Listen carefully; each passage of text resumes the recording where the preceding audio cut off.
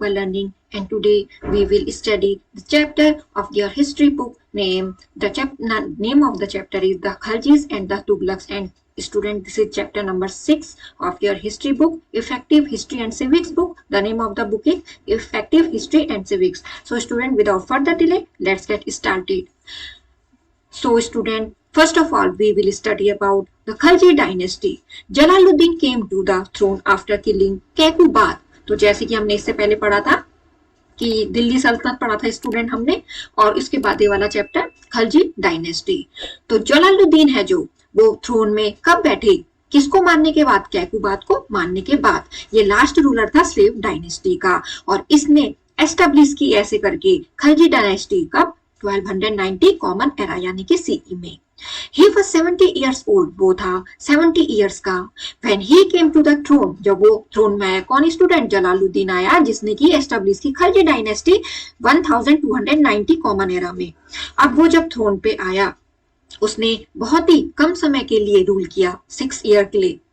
He was a benevolent despot, वो एक benevolent का यानी कि काइंड, ठीक है। डेस्पोट का मतलब जो बिना लड़ाई झगड़े के अपने एनिमी के साथ बना के रखे। He tried to win over his enemies by love and affection, उसने अपने दुश्मनों को कैसे जीत लिया, लव से और अफेक्शन से, यानी कि फ्रेंडली नेचर उसका और love. He gave high post, उसने हाई पोस्ट और टाइटल दिया अपने सन को, बेटों को, फ्रेंड को और रिलेटिव को। He wanted to rule without any bloodshed, वो चाहता था कि बिना मारे हुए मैं क्या करूं, रूल करूं। He was treacherously murdered by his nephew, उसके भतीजे अलाउद्दीन खलजी ने उसको मार दिया। Who proclaimed himself as the sultan, जो खुद को मानता था कि वो सुल्तान है। स्टूडेंट, अलाउद्दीन खलजी, अब हम पढ़ेंगे अलाउद्दीन खलजी के बारे में। अलाउद्दीन खलजी वो गवर्नर थे अवध के और कारा के सुल्तान बनने से पहले, और वो एक एम्बिशियस रूलर थे, यानी कि उनकी एम्बिशन बहुत हाई थी, जो चाहते थे कि जो अलेक्जेंडर है, यानी कि जिसको बोला जाता है सिकंदर ए सानी, तो वो बनना चाहते थे अलेक्जेंडर, जिसको बोला जाता है सिकंदर सानी, और वो जीतना चाहते थे पूरे संसार को।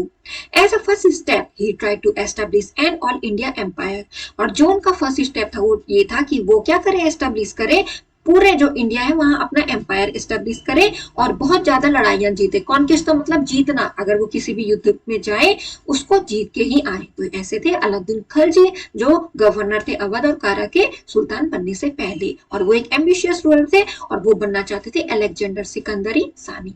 तो student, move on to the next page.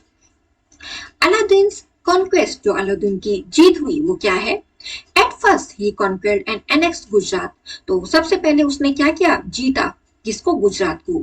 This gave him access to the ports of Gujarat. अब आपको पता है कि गुजरात सी कोस्ट के किनारे है, तो वहां पे बंदरगाह भी थे, जहां की वो क्या करता था, हॉर्सेस इंपोर्ट यानी कि लेता था, बाहर से लेता था हॉर्स अपनी आर्मी के लिए। He also got a huge booty of gold and precious stone, वो बहुत ज्यादा गोल्ड और प्रीशियस स्टोन ले गया, इनका कलेक्शन इतनी ज्यादा अमाउंट में ले गया। He also purchased a slave named, उसने एक और दास बनाया, गुलाम बनाया अपना, जिसको बोला गया मालिक कफूर, उसका नाम था। फॉर 1000 दिनार, 1000 दिनार दे के स्टूडेंट, यानी कि करेंसी चलती थी उस टाइम इनके डायनेस्टी के टाइम, तो उस टाइम उसने 1000 दे के उस मालिक कफूर को, क्योंकि पहले जो दास थे उनको ऐसे ही खरीदा जाता था, और वो दास वही करेंगे जो उनके मालिक कहेंगे। क्यों, क्योंकि पैसों में लेके आ रहे थे वो, ठीक है। जैसे आप सामान लेते हो ना मार्केट से, वैसे ही वो भी खरीद के लेके आते थे उन गुलाम को, और वो वही करते थे जो उनके हेड बोलेंगे, यानी कि जो उनको खरीद के लाए। इसलिए जो मालिक काफूर है उसको जाना जाता है 1000 दिनारी के नाम से। क्यों, क्योंकि 1000 दिनारी में तो उसने लिया था अलाउद्दीन ने, ठीक है। तो मालिक कफूर का नाम क्या पड़ा फिर, 1000 दिनारी, क्यों, क्योंकि वो स्लेव था। Alauddin conquered the Rajput states of Ranthambore, जो अलाउद्दीन है उन्होंने जीते राजपूत स्टेट यानी कि राजपूत राज्य जीते, रणथंभौर के, मालवा, मेवाड़ और मारवाड़ के। In Ranthambore, Ratipal and Ranmal generals of Rana Hamir betrayed their master and help Alauddin Khalji. अब इन जगह में क्या हुआ कि जो जनरल्स थे किसके, राणा हमीर के, उन्होंने अपने मास्टर को धोखा दे दिया और अलाउद्दीन खलजी की मदद की। पहले लड़ाई में ऐसे होता था स्टूडेंट, कई बार ऐसा होता था कि जो उनके जनरल्स वगैरह थे वो अपने राजा को छोड़ के दूसरे के साथ मिल जाते थे, जब उन्हें ऐसा लगता था कि हमें इनके साथ कोई प्रॉफिट नहीं होगा या हम हारने वाले हैं। According to a legend, legend के अकॉर्डिंग, यानी कि जो पहले की स्टोरी वो जरूरी है कि सच हो या झूठ हो, पर ऐसा कहा जाता है जो अलादीन खलजी उन्होंने अटैक किया चित्तौड़ को, जो कैपिटल थी मेवाड़ की, और कैप्चर किया पद्मनी को, जो ब्यूटीफुल वाइफ थी रतन सिंह किंग की। ये कहाँ के थे? रतन सिंह जो किंग थे वो मेवाड़ के थे, और इनकी वाइफ को ले गए अपने साथ। राणा रतन सिंह डाइड, वो मर गए थे। किसके साथ लड़ते लड़ते? अलादीन की फोर्स के साथ लड़ते लड़ते वो मर गए थे। और जो उनकी क्वीन थी पद्मनी, उन्होंने भी क्या चाहा कि मैं भी मरना चाहूंगी, मैं इनके साथ नहीं जाऊंगी, और कमिटेड जौहर, और उन्होंने क्या कर दिया, ऐसे करके क्या कर दिया, आपने सुसाइड कर दिया। After that Alauddin conquered all the territories of Malwa, और उसके बाद जो अलादीन है वो सारी टेरिटरीज को, मालवा की टेरिटरीज को जीत गया, इंक्लूडिंग उज्जैन, धार, चंदेरी और मांडू बाय 1300 ईसी, यानी कि इतने से पहले, इतने कॉमन एरा से पहले जो अलादीन था वो उसने बहुत ही ज्यादा नॉर्दर्न इंडिया के बहुत सारे किंगडम वगैरह उनको जीत लिया था। तो अपने वहां उसने क्या कर दिया था, एम्पायर स्प्रेड कर दिया था। और स्टूडेंट यहाँ पे जो वर्ड आ रखा है जोहार, उसका मतलब हुआ जो राजपूत वुमेन है वो कूद जाती थी फायर में। तो देखिए मतलब अपने को बचाने के लिए, ताकि उनको उनके साथ ना जाना पड़े, अपने सम्मान को बचाने के लिए, ऑनर को बचाने के लिए, ठीक है, तो वो कहाँ जंप कर देती थी, फायर में जंप कर देती थी। तो यहाँ पे जो पद्मिनी उन्होंने भी ऐसा किया था। जोहर का मीनिंग ये हुआ। डेक्कन पॉलिसी ऑफ अलादीन, अब अलादीन की डेक्कन पॉलिसी क्या थी? जो अलादीन खलजी है वो पहले सुल्तान थे जिन्होंने जो नॉर्दर्न इंडिया के बहुत सारे जो भी एम्पायर वगैरह थे, किंगडम थे, उनको जीतने के बाद जो उन्होंने क्या किया, कुछ ग्रुप के लोगों को बहुत टाइम तक भेजा, किसके अंडर में? मालिक कफूर के अंडर में। कहा? डेक्कन। और 1313 सीरी से पहले उन्होंने जो देवागिरी, वारंगल, द्वार समुद्र एंड मदुरई के किंगडम थे वो जीत लिए। Alauddin did not annex this kingdom for 2 reason, और अलादीन नहीं चाहते थे इनको एनेक्स करना, इन किंगडम को, 2 रीजन की वजह से। पहले थे कि उनको रियलाइज होता था कि ये प्रैक्टिकली डिफिकल्ट है कंट्रोल करने, these distant land from Delhi, क्योंकि दिल्ली से दूर है। और दूसरा क्या रीजन था? वो मोर इंटरेस्टेड थे किसमें? वेल्थ, इन डेक्कन किंगडम की वेल्थ को एक्वायर करने में, किसके? मेंटेनेंस करने के लिए, ताकि उनकी जो इतनी आर्मी है उसकी वजह से वो मेंटेन कर पाए। Thus the rulers of Deccan were forced to accept the overlordship of Alauddin Khalji, इसलिए जो रूलर्स थे डेक्कन के उनको फोर्स्ड यानी कि उनको मजबूरी से एक्सेप्ट करना पड़ा, किसकी लॉर्डशिप? अलादीन खलजी की। और उनको क्या देना पड़ा? एनुअल ट्रिब्यूट देते थे वो, किसको? अलादीन खलजी को। स्टूडेंट तो यहाँ पे आपके पास जो ये चार्ट दे रखा है, यहाँ पे है जो स्लेव डिनेस्टी कहाँ से कहाँ तक थी, खलजी डिनेस्टी कहाँ से कहाँ तक थी। तो आपको ये समझाने के लिए दिया रहता है कि जो ये इतनी डायनेस्टी हम पढ़ेंगे इस चैप्टर में, उनकी टाइमलाइन क्या है। मिलिट्री रिफॉर्म्स, अब हम पढ़ेंगे मिलिट्री रिफॉर्म्स के बारे में। जो अलादीन खलजी है वो पहले रूलर थे दिल्ली के जिन्होंने फाउंडेशन रखी परमानेंट स्टैंडिंग आर्मी की, यानी कि जो आर्मी है वो परमानेंट रहेगी। जो वो इसलिए हमने पढ़ा था जो पोर्ट में वो क्या करते थे, हॉर्सेस इंपोर्ट यानी कि खरीदते थे बाहर से, और उन्होंने ब्रांडिंग हॉर्सेस यानी कि जिसको बोला गया दाग, ये सिस्टम को उन्होंने स्टार्ट किया, ब्रांडिंग हॉर्सेस को, so that the soldiers could not replace them, इस वजह से कि वो जो सोल्जर्स है उनको रिप्लेस ना करें विद इंफीरियर क्वालिटी हॉर्सेस, यानी कि जो क्वालिटी में अच्छे नहीं होंगे हॉर्सेस, तो उन्होंने ऐसे ब्रांडिंग हॉर्सेस रखे ताकि जो सोल्जर है वो उनको रिप्लेस ना कर पाए। ही इंट्रोड्यूस द सिस्टम, जैसे आप कोई ब्रांड चीज लेते हो तो ब्रांड का मतलब उसका ब्रांड है, यानी कि वो उतनी क्या है, उसकी क्वालिटी अच्छी होगी। तो ये उन्होंने शुरू कर दिया कि जो वो हॉर्स लेते थे वो भी ब्रांडेड लेते, ब्रांडिंग हॉर्स लेते थे। He introduce the system of chehra, उन्होंने चेहरा सिस्टम इंट्रोड्यूस किया। ये क्या था? Giving a kind of identity card to every soldier, चेहरे का मतलब ऐसे आइडेंटिटी कार्ड दे देना सोल्जर को, ठीक है, ताकि वो पहचाना जाए। He himself approved all recruitments to the army, और वो खुद ही देखते थे जो आर्मी में रिक्रूटमेंट होते थे, और उनकी जो कैश सैलरीज थी उनको पेड करते थे सोल्जर को अपने रॉयल शाही खजाने से। तो पहले जो राजा थे वो ऐसे ही देते थे। मंगोल इन्वेजन्स, अब मंगोल का आक्रमण क्या था? अलादीन खलजी के रीन में, यानी कि जब उन्होंने शासन काल में उनके जो मंगोल्स थे उन्होंने आक्रमण किया, बहुत ज्यादा टाइम आक्रमण किया इंडिया में, और जो अलादीन खलजी थे उन्होंने successfully repulsed all this invention, और उन्होंने क्या किया, इनको सामना किया। He took a number of stern measure, उन्होंने बहुत ही स्ट्रिक्ट मेजर लिए मंगोल इन्वेजन को प्रिवेंट करने के लिए। उन्होंने जो भी पुरानी ओल्ड फोर्ट थी उनको रिपेयर किया, मरम्मत की उनकी, और न्यू गैरिसन टाउन बनाए, फोर्टिफाइड टाउन बनाए जहां सिपाहियों के लिए, जिनका नाम रखा गया सीरी, अपने सोल्जर्स के लिए बनाए। ही appointed his best generals on the frontier, और वो अपॉइंट किए उन्होंने जनरल्स को फ्रंटियर के लिए, इन फ्रंटियर के लिए, और उन्होंने एक ह्यूज आर्मी बनाई, और इस आर्मी को और अच्छा बनाने के लिए, एफिशिएंट काम करे, वो उन्होंने इंट्रोड्यूस किए। रेगुलर परेड्स होती थी, जैसे आप परेड देखते भी होंगे। इंस्पेक्शन होते थे ट्रूप्स के, यानी कि देखा जाता था वहां सही से काम हो रहा कि नहीं हो रहा। और ब्रांडिंग ऑफ फोर्सेस भी मेंटेन किए। To fight in the Mongols, Mongol से फाइट करने के लिए जो मंगोल थे, Mongol captives were torture ruthlessly, यानी कि उनको टॉर्चर किया जाने लगा। ही स्टार्टेड एनुअल रेड्स, वो रेड्स यानी कि उतनी बार आते थे, अटैक करते थे, कहाँ, मंगोल्स की टेरिटरी में। और ये है अलाउद्दीन खिलजीज का मदरसा। इसकी पिक दे रखी है आपको। मेजर अगेंस्ट नोबिलिटी, अब नोबिलिटी के अगेंस्ट क्या मेजर लिए गए। When Alauddin Khilji came to the throne, जब अलाउद्दीन खिलजी थ्रोन पे आए, he had to face a series of rebellions by the noble, उन्होंने बहुत ही ज्यादा विद्रोह फेस किए। किसके थ्रू, जो उनके राज्य में नोबल्स थे। नोबल चुने जाते थे काम के लिए, कहाँ के, किंगडम के काम के लिए, जो एम्पायर है उसके काम के लिए। So he took a number of measures to crush their power, और इसलिए उन्होंने क्या किया, बहुत ज्यादा मेजर्स, यानी कि मेजर्स लिए कि वो जो उनकी पावर है वो क्या हो जाए, क्रश हो जाए। The nobles were not allowed to hold parties or festivities, जो nobles थे उनको अलाउ नहीं किया गया कि वो पार्टी और फेस्टिविटीज करें। और मैरिज अलायंसेस में भी उनको परमिशन नहीं दी जाती थी सुल्तान की। The use of wine and intoxicants was band, और उस टाइम जो वाइन थी, जो ड्रिंक होती है एक टाइप की, इंटॉक्सिकेंट्स होते थे, ये बैन किए गए। गैम्बलिंग यानी कि ताश खेलना, वो मना कर दिया गया। गैमलर्स को पनिश, यानी कि जो भी जुआ खेलेगा उसको पनिश किया जाएगा। उन्होंने स्टॉप किया, जो सोल्जर्स को लैंड दिए जाते थे उनको देना स्टॉप कर दिया, और उन्होंने कैश सैलरी देने लग गए। पहले ऐसा होता था कि सोल्जर को लैंड दिए जाते थे, और जितने लैंड दिए जाएंगे तो जो उस लैंड को करेंगे वो उनकी रक्षा करेंगे, ऐसा होता था। और इन्होंने ये बंद कर दिया अलाउद्दीन खिलजी ने, और कैश सैलरी देने लगी। उन्होंने एस्टेब्लिश किया एन एफिशिएंट स्पाई सिस्टम, ताकि स्पाई सिस्टम का मतलब जो निगाहें, जिनकी निगाहें ये रहती हैं कि किसकी एक्टिविटी कैसी है किंगडम में, कौन क्या करना है, कौन क्या सोचने वाला है। ये पहले ऐसा होता था, राजा के दरबार में बहुत सारे लोग रहते थे, सबकी अलग अलग थिंकिंग रहती थी, तो ये देखना पड़ता था कि कौन अपना काम सही से कर रहा कि नहीं कर रहा, कौन किसके साथ क्या बोल रहा है, कौन किसके साथ मिला हुआ है। तो उन्होंने स्पाई सिस्टम क्या किया, एस्टेब्लिश किया। और रेवेन्यू रिफॉर्म्स क्या थे, अलाउद्दीन खिलजी ने इंट्रोड्यूस किए बहुत सारे मेजर, ताकि जो रेवेन्यू आए वो ज्यादा आए।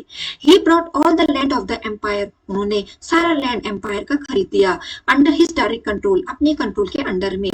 और उन्होंने प्रैक्टिस स्टार्ट की लैंड को मेजर करने की, और fixing the state share of income accordingly, और उसके अकॉर्डिंग जो स्टेट के शेयर की इनकम थी वो उनको फिक्स करते थे।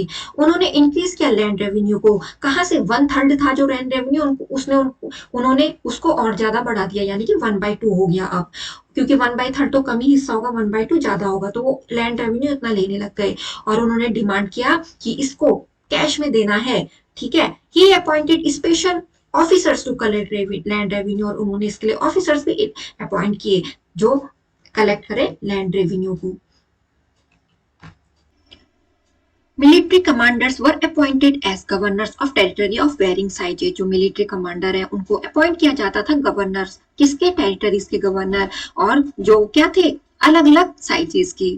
दीज लैंड्स वर कॉल्ड इक्विटा, और जो लैंड थे उनको बोला जाता था इक्ता, और जो उनके होल्डर थे उसको बोला जाता था इक्तेदार और मुक्ति। जो इक्तेदार थे वो क्या, उनको दिया क्या जाता था, वो क्या करेंगे काम, लीड करेंगे मिलिट्री कैंपेन्स को, और मेंटेन करेंगे लॉ एंड ऑर्डर को अपने इक्ताज में। तो जो लैंड्स थे उनको बोला गया इक्ता, और उनके होल्डर को बोला गया इक्तेदार। और जो इक्तेदार थे उनका काम था मिलिट्री कैंपेन को लीड करना, देखना, संभालना और मेंटेन करना लॉ और ऑर्डर को उनके इक्ताज में। In exchange for their service, और इनके इस सर्विस की बजाय, यानी कि ये काम ये करते थे और इसके बजाय उनको क्या मिलता था, वो कलेक्ट करते थे रेवेन्यू को अपने इक्ता से, वो उनकी सैलरी हो जाती थी। यानी कि वो ये काम करेंगे मेंटेन करने का लॉ एंड ऑर्डर को अपने अपने इक्तास में, और जो रेवेन्यू आएगा वो उनकी सैलरी हो जाती थी। They also paid their soldiers from these revenues, और वो अपने सोल्जर्स को भी इसी रेवेन्यू से देंगे। Special efforts were made to check that the iqtadars collected only the taxes prescribed by the state, और स्पेशल एफर्ट किए जाते थे ये चेक करने के लिए जो इक्ताज है उन्होंने केवल वो जो टैक्स है जो स्टेट के थ्रू प्रेस्क्राइब्ड है वो कलेक्टेड हुआ कि नहीं हुआ, जो इक्तेदार है वो कलेक्टेड कर रहे हैं कि नहीं कर रहे। मार्केट रेगुलेशन क्या थे, जो अलाउद्दीन खिलजी है वो फेमस थे हिस्ट्री में किसके लिए? अपने मार्केट रेगुलेशन के लिए। जो अलाउद्दीन है वो मेंटेन करते थे ह्यूज आर्मी को, ताकि वो अपना एम्पायर साम्राज्य को एक्सपेंड कर पाए, फैला सके और मंगोल अटैक से अपने को बचा सके। और इस लार्ज आर्मी को मेंटेन करने के लिए उनको बहुत ज्यादा मनी चाहिए थी, इसलिए उन्होंने सैलरी को रिड्यूस कर दिया सोल्जर के और हैवी टैक्स इंपोज कर दिया पीजेंट्स के। तो ऐसा ही तो होता है, जब यानी कि उनको पैसों की जरूरत रहती है तो वो सोल्जर की सैलरी कम कर देंगे और टैक्सेस को इंपोज कर देंगे पीजेंट्स पर, वो भी बहुत ज्यादा। But to enable them to meet their expenses within their limited means, और अपने जो भी एक्सपेंसेस हैं वो अपने लिमिटेड मीन्स से ही क्या करते थे, उनको भरते थे। He took a number of step to ensure that the prices did not register much increase, और वो बहुत ज्यादा स्टेप लेते थे कि जो प्राइसेस हैं, जो रजिस्टर प्राइसेस हैं वो ज्यादा ना हो। Some of the steps included the following, उसमें से कुछ हैं। जो सोल्जर हैं उनको क्या किया जाता था, उनको दिया जाता था किससे? जो collect as a tax produce होता था लैंड से, बिटवीन गंगा एंड यमुना, गंगा और यमुना के बीच में जो लैंड रहा होगा, which was fix at 50% of the peasant seal, यानी कि जो फिक्स था कि वहां से जो भी 50% आएगा होगा, वहां से जो भी वो करेंगे वहां से उस लैंड से जो आएगा उसका 50% फिक्स रहेगा। और वो प्राइस भी फिक्स करते थे सारी कॉमोडिटीज के, जैसे कि food grain, sugar, cooking oil, horse से लेकर एलिफेंट तक का प्राइस। वो अपॉइंट करते थे स्पेशल ऑफिसर को, ताकि वो देख रेख कर सके प्राइसेस, वेट और एक्टिविटीज की ट्रेडर्स की, यानी कि कोई कम में तो नहीं ले जा रहा सामान। इस वजह से those merchants who charge more than the prescribed rates or paid less were severely punished, और जो मर्चेंट जो चार्ज करेगा और भी ज्यादा रेट, और अगर उसका वेट कम होगा और वो ज्यादा चार्ज करेगा तो वो उसको पनिशमेंट दी जाएगी। अब हम तुगलक एक केस स्टडी के बारे में पढ़ते हैं। अभी हमने खलजी के बारे में पढ़ा, अब हम तुगलक डिनेस्टी के बारे में पढ़ते हैं। जो गियासुद्दीन तुगलक है उनको मारा गया, वो क्या थे? उन्होंने खलजी रूलर को मार दिया था। जो गियासुद्दीन तुगलक है उन्होंने लास्ट खलजी रूलर को मार दिया था। Ghazi Malik and establish a new dynasty in 1322, यानी कि जिस खलजी रूलर को मारा उन्होंने, उनका नाम था गाजी मलिक, और उन्होंने एक नई डायनेस्टी एस्टेब्लिश की 1320 में। अकॉर्डिंग टू इब्न बतूता के अकॉर्डिंग जो तुगलक थे वो कौन थे? कारोना टर्क्स थे वो। और ये जो डायनेस्टीज ने रूल किया किसके सेंचुरी तक, एंड हैड 3 फेमस रूलर, इसके 3 फेमस रूलर रहे, जैसे कि ये है गियासुद्दीन तुगलक, मोहम्मद बिन तुगलक एंड फिरोज शाह तुगलक। तो गियासुद्दीन तुगलक ने मार दिया था खलजी रूलर गाजी मलिक को, और ऐसे रूलर 3 बना दिए। Ghiyasuddin Tughlaq was an able and experience ruler, ये एक एबल यानी कि योग्य रूलर थे, और एक्सपीरियंस, इनको बहुत ज्यादा एक्सपीरियंस भी था। He had to face a number of difficulties which he faced boldly, उनको भी डिफिकल्टी का सामना करना पड़ा पर उन्होंने बड़ी हिम्मत से इनको फेस किया। He introduced many reforms for the welfare of his people, उन्होंने बहुत ज्यादा रिफॉर्म इंट्रोड्यूस किए ताकि लोगों का भला हो सके। रिफॉर्म का मतलब होता है सुधार करना। He fixed 1/10 of the produce as revenue, और उन्होंने ये किया कि जो भी रेवेन्यू आएगा उसका 1/10 फिक्स किया उन्होंने, यानी कि बहुत कम पार्ट हुआ। He treated his soldier well, वो अपने सोल्जर से बहुत ही अच्छा बिहेव करते थे और उन पे ये भावना लाते थे कि देशभक्ति की भावना, पेट्रियटिज्म की भावना हो, और वो सप्रेस यानी कि रिवोल्ट को दबाते थे जो दूर दूर प्रोविंसेस के साथ बनती थी। और पीस यानी कि वो चाहते थे कि शांति बनाई रहे, उनके एम्पायर में स्टेबिलिटी रहे। उन्होंने एक फोर्टिफाइड सिटी, फोर्टिफाइड का मतलब किलेदार सिटी, किला ऊंचा, वो कहाँ बनाई? तुगलकाबाद में, यानी कि जो दिल्ली में है। और जो तुगलकाबाद है वो कैसे खंडर हो गई? वो फॉल्ट अभी हमने देखा है कि वो अभी भी दिखता है, जो उसका खंडर ही खंडर बचा हुआ है। The tomb of Ghiyasuddin Tughlaq is situated in this fort, और जो गियासुद्दीन तुगलक है उनकी फॉल्ट यहाँ रखी गई है। कहाँ पे? तुगलकाबाद फॉल्ट में, तुगलकाबाद फॉल्ट में। और ये इब्न बतूता है, ये मोहम्मद बिन तुगलक के कोर्ट में आए थे और उनकी पिक यहाँ पे दिखा रखी है। Mohammad bin Tughlaq, Ghiyasuddin Tughlaq died in an accident in 1325। अब जो गियासुद्दीन तुगलक है वो एक एक्सीडेंट में मर गए थे 1325 में, और उसके बाद उनके जो बेटे जौना खां, जिन्होंने टाइटल लिया मोहम्मद बिन तुगलक का, यानी कि मोहम्मद बिन तुगलक का नाम क्या था वैसे? जौना खां, और उनको ये टाइटल दिया गया मोहम्मद बिन तुगलक। इब्न बतूता जो मोरक्कन ट्रेवलर थे वो आए दिल्ली में 1333 में, और उन्होंने एक डिटेल डिस्क्रिप्शन दिया मोहम्मद बिन तुगलक के रीन यानी कि उनके शासन का। He was appointed as the chief qazi of Delhi, उनको अपॉइंट किया गया चीफ काजी कहाँ के? दिल्ली के। और एज एन एम्बेसडर कहाँ भेजा गया? चाइना में। किसके थ्रू? मोहम्मद बिन तुगलक के थ्रू। मोहम्मद बिन तुगलक एक बहुत ही रिमार्केबल रूलर थे इस एज के, और वो एक बहुत ही बड़े स्कॉलर थे, और उनको बहुत ही ज्यादा इंटरेस्ट था रिलीजन और फिलोसफी में भी। और वो उनको क्या क्या आता था? मैथमेटिक्स भी आता था, एस्ट्रोनॉमी, लॉजिक और फिजिकल साइंस मास्टर थे, यानी कि उनको ये चीजें आती थी। मास्टर का मतलब वो और इंटेलिजेंट होना इन सब्जेक्ट में। He was a lover of Persian literature, उनको पर्शियन लिटरेचर बहुत ही अच्छा लगता था, वो लवर थे उसके, प्रेमी थे। म्यूजिक के, फाइन आर्ट्स के और कैलीग्राफी, यानी कि कैलीग्राफी हैंड राइटिंग के भी। Historians have written different views, जो हिस्टोरियंस है उनके अलग अलग व्यूज हैं कैरेक्टर के बारे में। कौन सा कैरेक्टर? मोहम्मद बिन तुगलक का कैरेक्टर कैसा था? और he took a number of bold step, उन्होंने बहुत ज्यादा बोल्ड स्टेप लिए। उसमें से कुछ क्या थे? बहुत दूर दूर तक जो सोच पाता था वो लेता था। उनके जो प्रोजेक्ट थे वो वेल कंसीव्ड थे, पर बाद में फेल हो गए, इम्प्लीमेंट नहीं किए गए, इसलिए फेल हो गए थे, फॉल्टी इम्प्लीमेंट हुआ उनका।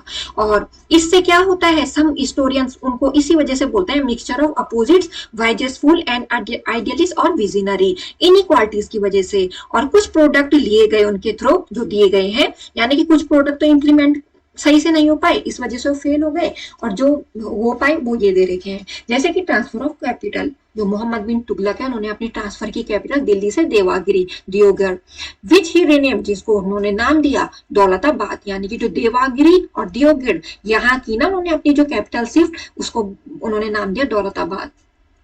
This he did for two reason, उन्होंने ऐसा इसलिए किया, उसके दो रीजन है। सबसे पहले जो दौलताबाद है वो सेंट्रली लोकेटेड था, where he could have control over the Deccan territory, जहां से वो कंट्रोल कर पाते थे डेक्कन टेरिटरीज को। और दूसरा रीजन था कि वो अपनी कैपिटल को, ताकि वहां अटैक ना हो, उससे बचाना चाहते होंगे। टॉम ऑफ गियासुद्दीन तुगलक, जो दिल्ली में, वो ऐसे दिखते हैं, आपके पास पिक दे रखी है। तो हम यहाँ पे थे कि जो दूसरा रीजन था वो यह था कि अपनी कैपिटल को प्रोटेक्ट करना कंटिन्यूस रेड, यानी कि कंटिन्यूस अटैक से, किसके? मंगोल के।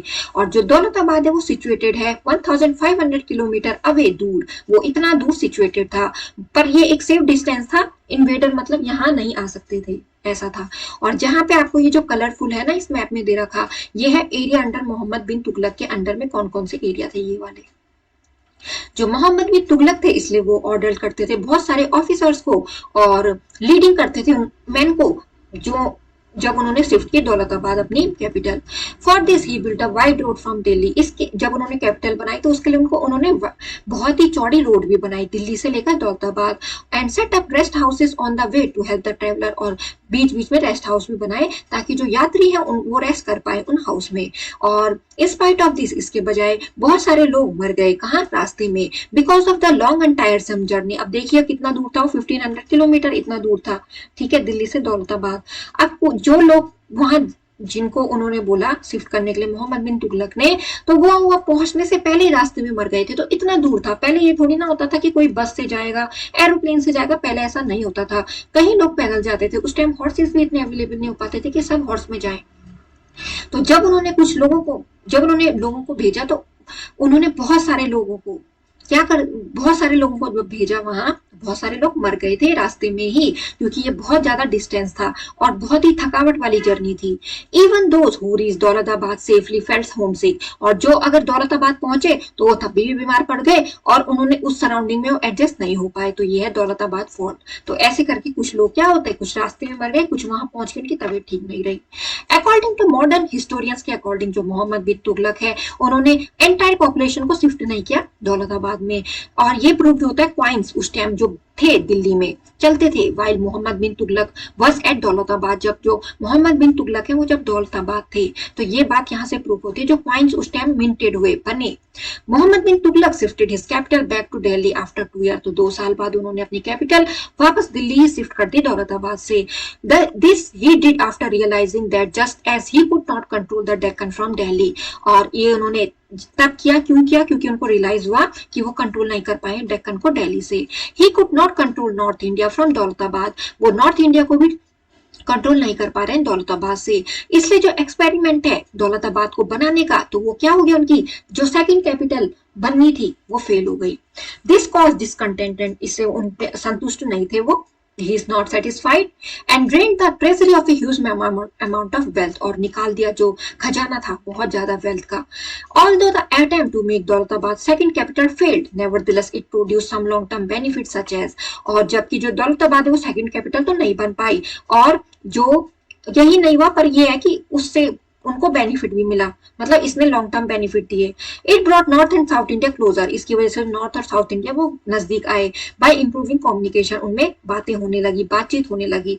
जो पीपल थे, जो रिलीजियस प्रीचर्स थे, जो दौलताबाद गए थे, उन्होंने हेल्प की डेक्कन स्प्रेड करने के लिए. कहा डेक्कन में जो आइडियाज थे टक्स के, उनको स्प्रेड किया. और यहाँ से जो शुरुआत होती है process of greater socio cultural interaction की, यानी कि सोशियो कल्चरल इंटरेक्शन होने लगा किसके बीच में, नॉर्थ और साउथ इंडिया के बीच में. तो इन दोनों के बीच में इसकी वजह से इनको थोड़ा बेनिफिट भी हुआ, भले दौलताबाद कैपिटल नहीं बन पाई. उस टाइम टोकन करेंसी यूज होती थी. जो मोहम्मद बिन तुगलक है उन्होंने जो गोल्ड में एक्सपेरिमेंट किया, क्या किया, टोकन करेंसी को इंट्रोड्यूस करा.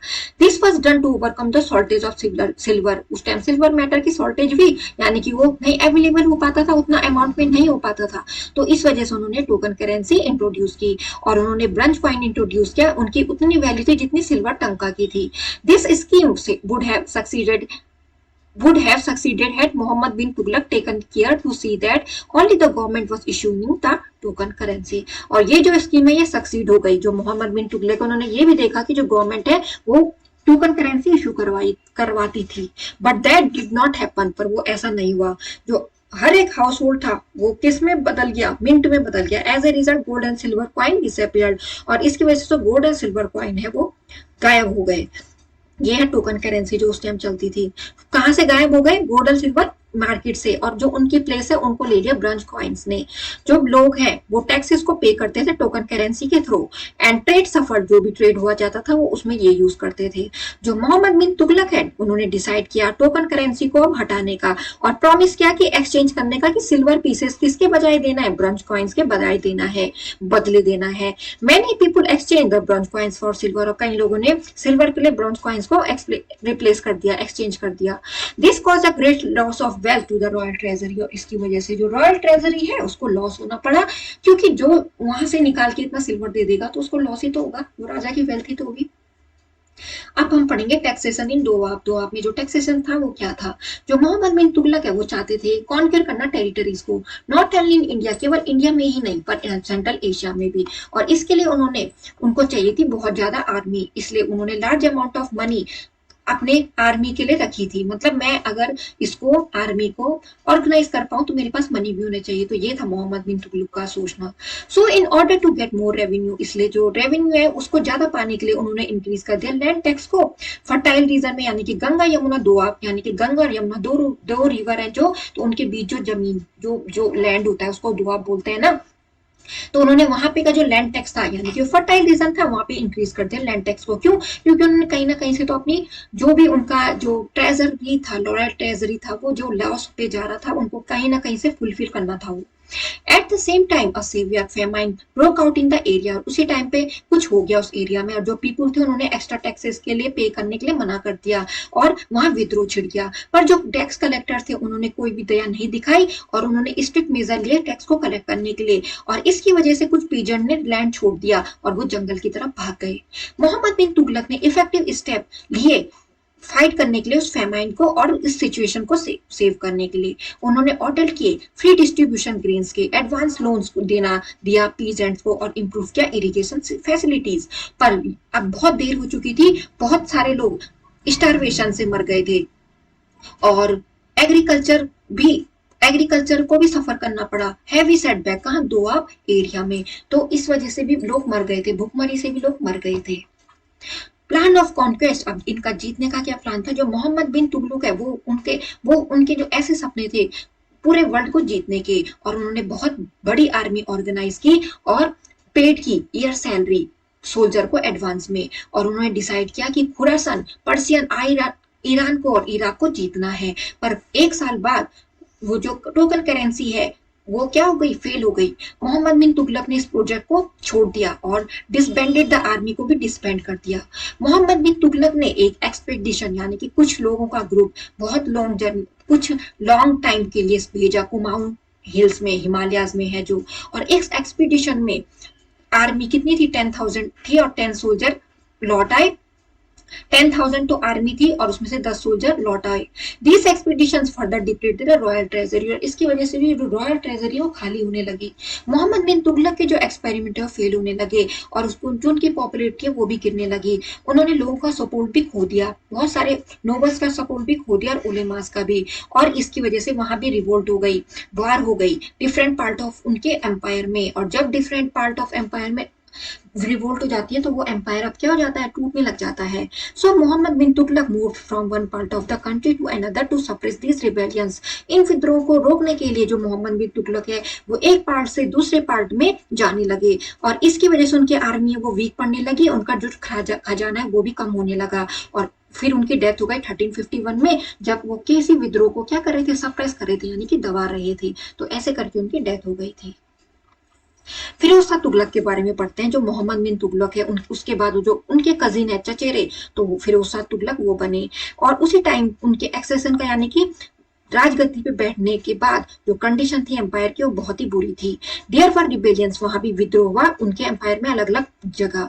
Firoz try to crush these rebellion, वो चाहते थे इनको दबाना, इन विद्रोह को दबाना, पर वो सक्सेसफुल नहीं हो पाए। जो फिरोज है उन्होंने क्या किया, नोबल्स के साथ शांति बनाई रखनी चाहिए और उन्हें उसको क्या दिया, लैंड ग्रांट दे दिया, लैंड दे दिया उन्हें। और उनके शासनकाल में, उनका शासनकाल फेमस है हिस्ट्री में किसके लिए, नंबर ऑफ स्टेप जो उन्होंने लिए सब्जेक्ट के वेलफेयर के लिए। और ये सब्जेक्ट जो थे वो ये थे, रिड्यूस करना लैंड टैक्स को, एबॉलिश करना कुछ टैक्स को, और स्टार्ट करना न्यू इरिगेशन स्कीम, और बिल्ड करना नहरें और ओल्ड नहर पुरानी नहरों को रिपेयर करना, हॉस्पिटल डिस्पेंसरीज गेस्ट हाउस को बिल्ड करना, सेटअप करना डिपार्टमेंट चैरिटरी यानी कि जहां पे दान दिया जाता है जिसको बोला गया दीवानी खैरात, और फाइनेंशियल हेल्प देना पुअर को। उन्होंने एस्टेब्लिश किया एम्प्लॉयमेंट ब्यूरो, प्रोवाइड करने के लिए अनएम्प्लॉयड को ताकि जॉब मिले। उन्होंने सेटअप किया सेपरेट डिपार्टमेंट, स्लेव को देखने का, दासों को देखने का अलग डिपार्टमेंट बने। उन्होंने इनह्यूमन पनिशमेंट जैसे कि हाथ काट देना, उस टाइम ऐसा होता था, नाक काट देना, पैर काट देना, इस इनह्यूमन पनिशमेंट को उन्होंने बंद करा। किसने, फिरोज शाह तुगलक ने। और फिरोज शाह की डेथ जो सिविल वार है वो ब्रोक आउट है उनके सक्सेसर में, और तुगलक एम्पायर ऐसे करके क्या हो गया, डिक्लाइन हो गया। और जो फाइनल ब्लो था डिक्लाइनिंग एम्पायर का वो किसके द्वारा हुआ, तिमूर जो मंगोल रूलर था समरकंद का, जिसने इन्वेड किया इंडिया का 1398 में। तो इस वजह से तुगलक एम्पायर क्या हो गया, डिक्लाइन हो गया। और किसने किया, जो तिमूर यानी कि मंगोल रूलर था समरकंद का, और उसने इन्वेड किया जब इंडिया में 1398 में। ये फिरोज शाह तुगलक की पिक है स्टूडेंट। अब हम पढ़ेंगे कंपैरेटिव स्टडी खलजी और तुगलक के बारे में, इनमें क्या क्या डिफरेंस दिखेगा। जो खलजीज है वो मिक्स्ड थे, यानी कि उसमें क्या क्या थे, टर्किश भी थे, अफगान ओरिजिन भी थी। और जो तुगलक थे इब्न बतूता के अकॉर्डिंग, यानी कि जो इब्न बतूता ने कुछ पुस्तक यानी कि कुछ बुक लिखी होगी उसको अकॉर्डिंग वो क्या थे, तुगलक वो कोरोना टर्क के थे। जो खलजी डायनेस्टी वो एस्टेब्लिश इंडिया में जलालुद्दीन खलजी के थ्रू 1290 में। उन्होंने किसको, बलबन के इनकम्पिटेंट एंड सक्सेसर को थ्रोइंग यानी कि फेंक दिया, यानी कि एक तरफ से डिफीट कर दिया। और मोस्ट फेमस रूलर थे इस डायनेस्टी के अलाउद्दीन खिलजी, जो थ्रोन में बैठे किसको मर्डर करके, अंकल को मर्डर करके अपने, और फादर इन लो को, जलालुद्दीन खलजी को। अलाउद्दीन खलजी ने एक गैरिसन टाउन फोर्टिफाइड सेटलमेंट यानी कि सोल्जर्स के लिए क्या, जिसका नाम था सीरी, वो क्या किया, कंस्ट्रक्ट किया। अलाउद्दीन खलजी ने बहुत ज्यादा आर्मी बनाई। गयासुद्दीन तुगलक ने फाउंडेशन तुगलक डायनेस्टी की रखी इंडिया में 1320 में, जहां पे उन्होंने किसको मारा, गाजी मलक को मारा जो खलजी रूलर थे। जो मोस्ट फेमस रूलर है इस डायनेस्टी के वो है मोहम्मद बिन तुगलक, जो कि थ्रोन में बैठे अपने फादर गयासुद्दीन तुगलक के बाद, जिनकी मौत हो गई थी एक एक्सीडेंट में। मोहम्मद बिन तुगलक ने कंस्ट्रक्ट नहीं किया कोई भी गैरिसन टाउन, पर अपनी कैपिटल को शिफ्ट किया दिल्ली से दौलताबाद साउथ में है जो। और जो सोल्जर्स थे उनके लिए फोर्टिफाइड सेटलमेंट किया ओल्ड कैपिटल दिल्ली में। मोहम्मद बिन तुगलक ने बहुत ज्यादा आर्मी उन्होंने भी स्टैंड की, और फेलियर होने की वजह से इस प्रोजेक्ट का उन्होंने टोकन करेंसी को एस्टेब्लिश किया और आर्मी को डिस्बैंड कर दिया कुछ टाइम के लिए। अलाउद्दीन खिलजी फर्स्ट मोनार्क थे सल्तनत में जिन्होंने इंसिस्ट किया असेसमेंट ऑफ लैंड रेवेन्यू, यानी कि इस पे जोर दिया लैंड रेवेन्यू पे दोआब में, और किसके बेसिस पे, मेजरमेंट जो लैंड है वो कल्टीवेशन कितना है वहां उसके बेस पे। और मोहम्मद बिन तुगलक के रीन में जो शेयर था स्टेट का वो हाफ था, किसके टाइम के अकॉर्डिंग, अलाउद्दीन के टाइम के अकॉर्डिंग, पर ये क्या फिक्स था, not on the basis of actual produce, जितना प्रोड्यूस होता था उसके बेस पे नहीं था, ये चेंज भी ये क्या होता था, ये फिक्स था। जो अलाउद्दीन खलजी है उन्होंने कलेक्ट किया लैंड रेवेन्यू कैश में, और जो फिक्स था कि 50% जितना भी होगा गंगा यमुना दोआब से उसका 50% दोगे। और इसके टाइम पे in order to feed its huge army, Mohammad bin Tughlaq ने इंक्रीज किया टैक्स को ताकि जो अपनी आर्मी है वो मेंटेन कर पाए। With the peasant had to pay in the Doab army, जो पीजेंट देते थे जो भी दोआब यानी कि उस कल्टिवेटेड लैंड में जो भी होगा। अलाउद्दीन खिलजी ने एक स्ट्रिक्ट मेजर लिए ताकि जो प्रिविलेज दी जाती थी किसको, विलेज हेडमैन को, जिनको बोला जाता था मुकदम्स, और स्मॉलर लैंड लॉर्ड जिसको बोला जाता था खूज, उन रिड्यूस कर दिया उनकी पोजीशन, किसकी, ऑर्डिनरी कल्टीवेटर से उनकी पोजीशन रिड्यूस कर दी थी। अलाउद्दीन खिलजी ने फिक्स किए प्राइस किसके, गुड्स के, कि कैसे, फूड ग्रेन से, क्लोथ से, तो यहाँ से वो लेते थे यानी कि जितना भी ये प्रोड्यूस होगा, और स्ट्रिक्ट पनिशमेंट देते थे डिफॉल्टर्स को यानी कि जो भी बेईमानी करेगा। अलाउद्दीन खिलजी के मेजर थे to ward off the threat of Mongol attack, यानी कि अपने को बचाए रखना मंगोल अटैक से, यानी कि जो भी उनका एम्पायर था उसको। लैंड रेवेन्यू पॉलिसी थी इनके measure, market regulation, control of prices, और पावर को, नोबिलिटी की, नोबल्स की जो पावर थी उसको कर्व करना, मोड़ना, और विलेज हेडमैन की, और ये क्या थे, सक्सेसफुल रहे। मोहम्मद बिन तुगलक ने फिक्स नहीं किए प्राइजेस किसके, किसी भी कॉमोडिटी के, और जो मोहम्मद बिन तुगलक है बिलीव नहीं करते थे मुकद्दम्स और खुद की रिड्यूस करने की पोजीशन पे, इस पे बिलीव नहीं करते थे, अलाउद्दीन खिलजी करते थे। बट ये सेटअप सेपरेट डिपार्टमेंट, उन्होंने अलग डिपार्टमेंट बनाया जिसको बोला गया दीवान ई अमीर कोही, ताकि जो एग्रीकल्चर है वो इम्प्रूव हो सके। और जो मोहम्मद बिन तुगलक उनके एक्सपेरिमेंट थे जो वो इनोवेटिव थे, और फेलियर भी रहे वो उनमें से किसी में, बिकॉज ऑफ बैड प्लानिंग और फॉल्टी इम्प्लीमेंटेशन की वजह से, हमने जैसे कि पढ़ा, वो इनमें फेल रहे। अब हम पढ़ेंगे स्टूडेंट सईद डायनेस्टी के बारे में। जो तिमूर डिपार्चर है, जब उनका डिपार्चर हो गया तो उसके बाद जो रिप्रेजेंटेटिव थे खजीर खां, वो असेंड हुए थ्रोन में, उन्होंने एस्टेब्लिश की सईद डायनेस्टी, और बहुत सारे कमजोर रूलर्स जैसे कि मुबारक सेकंड, मोहम्मद शाह और अलाउद्दीन शाह ने उनको बाद उनका जो सिंहासन संभाला। उनकी जो अचीवमेंट थी वो बहुत ही ज्यादा अच्छी नहीं थी, और जो मोहम्मद बिन तुगलक का शासन काल था उसमें बहुत ज्यादा अफगान सेटल हुए दिल्ली में, और उन्होंने रिप्लेस कर दिया साइज को 37 ईयर के रूल के बाद। जो लोधी डायनेस्टी थी जो कि 75 ईयर्स तक उन्होंने रूल किया, वो क्या थे, अफगान थे, अपने रेस से यानी कि अपनी कौम से। 3 इंपॉर्टेंट किंग्स थे 1451 और 1526 में लोधी डायनेस्टी के, वो थे बहलोल लोधी, सिकंदर लोधी और इब्राहिम लोधी। जो अथॉरिटी थी सईद और लोधीज की वो इतनी दिल्ली से बाहर एक्सटेंड नहीं हो पाई, और 1526 में बाबर डिसेंडेंट ऑफ तिमूर, यानी कि ये तिमूर के क्या थे, डिसेंडेंट वंशज थे, यानी कि उनके बाद वो बैठे, उन्होंने इंडिया को इन्वेड किया और डिफीट कर दिया इब्राहिम लोधी को फर्स्ट बैटल ऑफ पानीपत में, और उनको मार दिया। This was the end of Lodhi dynasty. और जो बाबर थे जो डिसेंडेंट थे तिमूर के, जब उन्होंने इन्वेड किया इंडिया को तो डिफीट कर दिया इब्राहिम लोधी को फर्स्ट बैटल ऑफ पानीपत में, और उसको मार दिया, और ये इससे लोधी डायनेस्टी एंड हो गई और मुगल पीरियड का शुरुआत हो गई। सो स्टूडेंट आई होप आपको ये चैप्टर अच्छे समझ में आया होगा, खलजीज एंड तुगलक्स। तो स्टूडेंट अगर आया तो लाइक करना ना भूले, अपने फ्रेंड को भी शेयर किए। Thanks for watching, do like, subscribe and share.